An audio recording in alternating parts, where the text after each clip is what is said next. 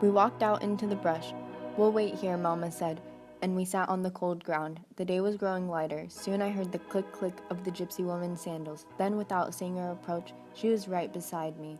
"Sit over there," she motioned towards a flat rock. There was no conversation. She was strictly business. Mama positioned me on the rock. She sat behind me and pulled my head against her chest, her legs straddling my body. I circled my arms around her thighs. She placed a piece of root from an old tree between my teeth. "Bite on this. Try and be a good girl, baby. Be brave for Mama, and it will go fast." I peered between my legs and saw the gypsy. The old woman looked at me sternly. She reached inside her bag with her long fingers and fished out a broken razor blade. I saw dried blood on the blade's edge. She spit on it and wiped it on her dress. While she was scrubbing, my world went dark as Mama tied a blindfold over my eyes.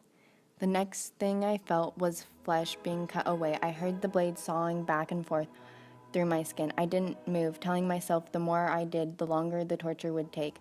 My legs began to quiver and shake uncontrollably. Please, God, let it be over quickly. Soon it was, because I passed out. When I woke up, the gypsy woman had piled a stack of thorns used to sew me up. The pain between my legs was so intense, I wish I would have died. What you just saw was a story of a girl undergoing FGM. So what is FGM? FGM is one tradition that has been carried on for many years and still exists today as a violation of human rights for women. It is meant to be the form of female circumcision. This is called FGM, or female genital mutilation. This is the act of a female's genitals being removed. FGM comprises all procedures involving partial or total removal of the female external genitalia or other injury to the female genitalia organs for non-medical reasons as defined by the World Health Organization. FGM is classified into 4 types. Type 1 consists of partial or total removal of the clitoris and or its prepuce. Type 2, the clitoris and labia minora are partially or totally removed with or without excisions of the labia majora. Type 3 consists of narrowing the vaginal orifice with creations of a covering seal by cutting and positioning the labia minora and or the labia majora with or without removal of the clitoris. The positioning of the wound edges consists of stitching or holding the cut areas together for a certain period of time. A small opening is left for urine and menstrual blood to escape. Type 4 consists of all other procedures such as pricking, piercing, scraping, and cauterization. In some areas, FGM is carried out during infancy. In others, it takes place during childhood, at the time of marriage, during a woman's first pregnancy, or after the birth of her first child. FGM is done by elderly, GPs, barbers, members of secret societies, herbalists, or sometimes a female relative.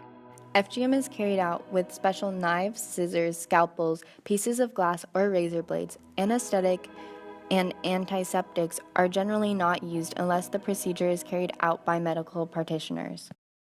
An estimated 200 million girls and women alive today are believed to have been subjected to FGM. In Africa, FGM is practiced in Benin, Burkina Faso, Cameroon, Central African Republic, Chad, Cote d'Ivoire, Democratic Republic of Congo, Djibouti, Egypt, Eritrea, Ethiopia, Gambia, Ghana, Guinea, Guinea-Bissau, Kenya, Liberia, Mali, Mauritania, Niger, Nigeria, Senegal, Sierra Leone, Somalia, Sudan, Tanzania, Togo, Uganda, and Zambia. In Asia, FGM is practiced in India, Indonesia, Malaysia, Pakistan, and Sri Lanka. In the Middle East, Oman, the United Arab Emirates, Yemen, Iraq, Iran, the State of Palestine, and Israel. In Eastern Europe, Georgia, and the Russian Federation. In South America, Colombia, Ecuador, Panama, and Peru. And many Western countries, Australia, Canada, New Zealand, the United States, the United Kingdom, and various European countries. FGM has serious implications for sexual and reproductive health of girls and women. Immediate complications include severe pain, shock, hemorrhaging, tetanus or infection, urine retention, ulceration of the genital region and injury to adjacent tissue, wound infection, urinary infection, fever, and septicemia. Hemorrhaging and infection can be severe enough to cause death. The long-term consequences include complications during childbirth, anemia, the formation of cysts and abscesses, keloid scar formation, damage to the urethra resulting in urinary incontinence, painful sexual intercourse, and hypersensitivity of the genital area. Infibulation or type 3 FGM may cause complete vaginal obstruction, creating a physical barrier to sexual intercourse in childbirth. Often, infibulated women are cut open on the first night of marriage to enable the husband to be intimate with his wife. At childbirth, women may also have to be cut again because the vaginal opening is too small to allow the passage of a baby. When one tool is used to cut several girls, there is a risk of HIV transmission. In addition, due to damage by FGM, sexual intercourse can also result in HIV. The psychological stress of the procedure may trigger behavioral disturbances in children, closely linked to the loss of trust and confidence in caregivers. In the long term, women may suffer feelings of anxiety and depression. Sexual dysfunction may also contribute to maternal conflicts or divorce.